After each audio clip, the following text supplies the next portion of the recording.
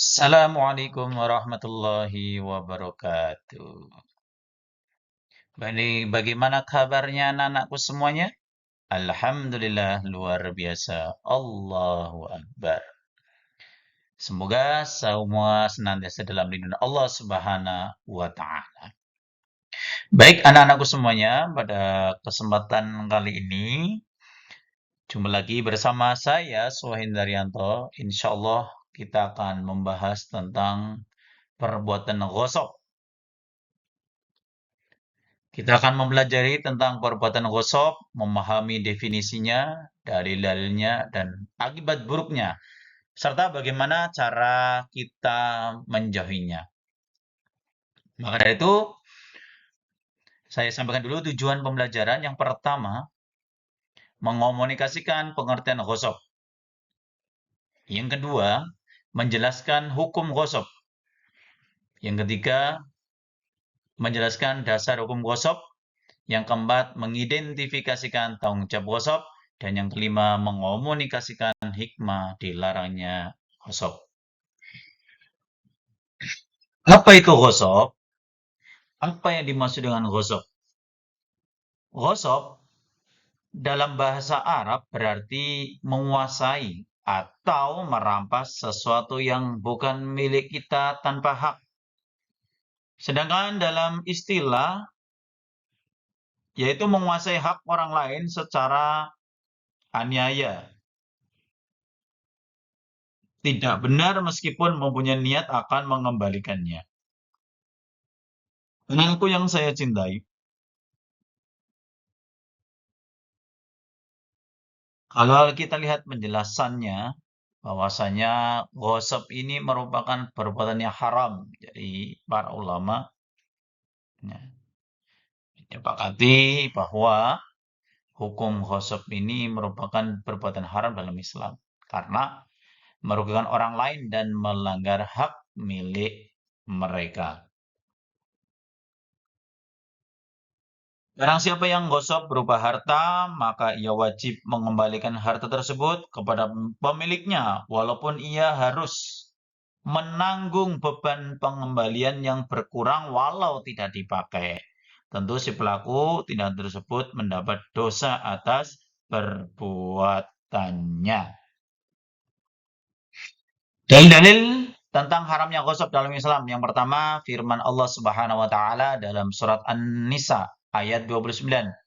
Dan janganlah kamu memakan harta orang lain secara batil, kecuali dengan jalan perniagaan yang kamu sukai secara suka sama suka di antara kamu. Kedua, hadis Nabi Muhammad SAW yang diriwayatkan oleh At-Tirmidzi, seseorang yang mengambil harta orang lain dengan paksa, maka Allah Subhanahu wa taala akan membalasnya dengan siksaan yang pedih di akhirat.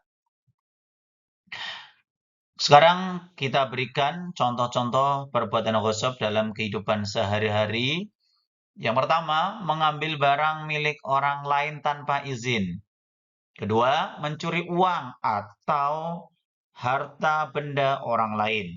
Yang ketiga, memalsukan dokumen atau tanda tangan orang lain. Dan yang keempat, memanfaatkan hasil kerja orang lain tanpa izin. Akibat buruk dari perbuatan ghosab yang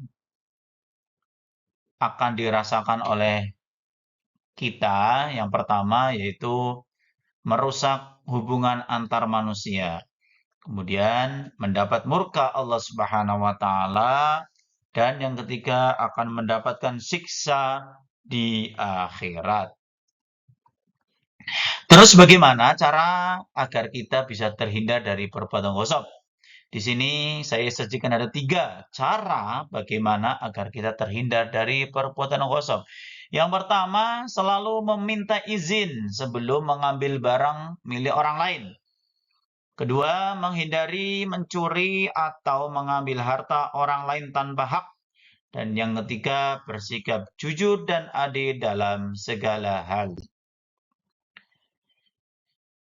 Cara bertobat dari perbuatan ghosab. Yang pertama, menyesali perbuatan ghosab yang telah dilakukan. Kedua, mengembalikan harta yang telah diambil kepada pemiliknya, ketiga, berjanji untuk tidak mengulangi perbuatan ghasab lagi, dan yang keempat, meminta ampun kepada Allah Subhanahu wa taala. Kesimpulan dari pembahasan kita pada hari ini, yang pertama bahwasanya ghasab adalah perbuatan yang haram yang merugikan banyak orang. Kemudian yang kedua, ghasab berakibat buruk bagi hubungan sosial dan mendapat siksa dari Allah Subhanahu wa taala. Dan yang ketiga, menjauhi ghasab dapat dilakukan dengan meminta izin dan bersikap jujur. Demikian anak-anakku semuanya materi fikih pada kesempatan hari ini. Semoga bermanfaat dan kita bisa mengambil banyak ilmu daripada materi hari ini.